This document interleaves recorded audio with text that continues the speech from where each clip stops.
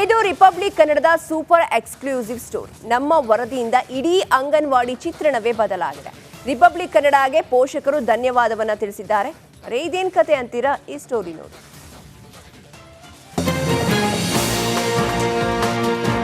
ಇದು ಅವ್ಯವಸ್ಥೆಯ ಆಗರವಾಗಿದ್ದ ಗದಗ ನಗರದ ಗಂಗಾಪುರ ಪೇಟೆಯ ಅಂಗನವಾಡಿ ಕೇಂದ್ರ.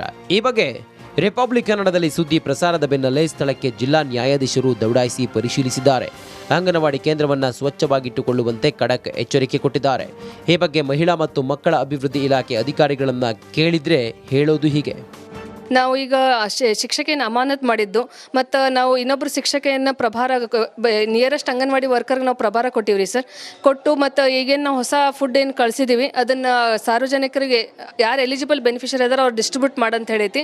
ಮತ್ತು ಸಹಾಯಕಿಗೆ ಜವಾಬ್ದಾರಿ ಕೊಟ್ಟು ಆಕಿನೂ ಕೂಡ ಇನ್ವಾಲ್ವ್ಮೆಂಟ್ ಮಾಡಿರಿ ಅಂತಂದು ಹೇಳಿದ್ರಿ ಸರ್. ಏನು ಅಂಗನವಾಡಿ ಚಿತ್ರಣವೇ ಬದಲಾಗಿದೆ. ಅಕ್ಕಮ್ಮ ಗಾಮನಗಟ್ಟಿ ಅಮಾನತ್ತಾದ ಮೇಲೆ ಮಂಜುಳಾ ಬೆಟಗೇರಿ ಎನ್ನುವ ಶಿಕ್ಷಕಿ ನಿಯೋಜಿಸಲಾಗಿದೆ. ಶಿಕ್ಷಕಿ ಪ್ರೀತಿಯಿಂದ ಮಕ್ಕಳೊಂದಿಗೆ ಕುಳಿತು ಪಾಠ ಮಾಡ್ತಿದ್ದಾರೆ. ಕಳಪೆ ಬದಲು ಗುಣಮಟ್ಟದ ಆಹಾರ ನೀಡ್ತಾ ಇದ್ದಾರೆ. ಹೀಗಾಗಿ ಪುಟಾಣಿ ಮಕ್ಕಳು ಪೋಷಕರು ರಿಪಬ್ಲಿಕ್ ಕನ್ನಡಕ್ಕೆ ಧನ್ಯವಾದಗಳನ್ನು ತಿಳಿಸಿದ್ದಾರೆ.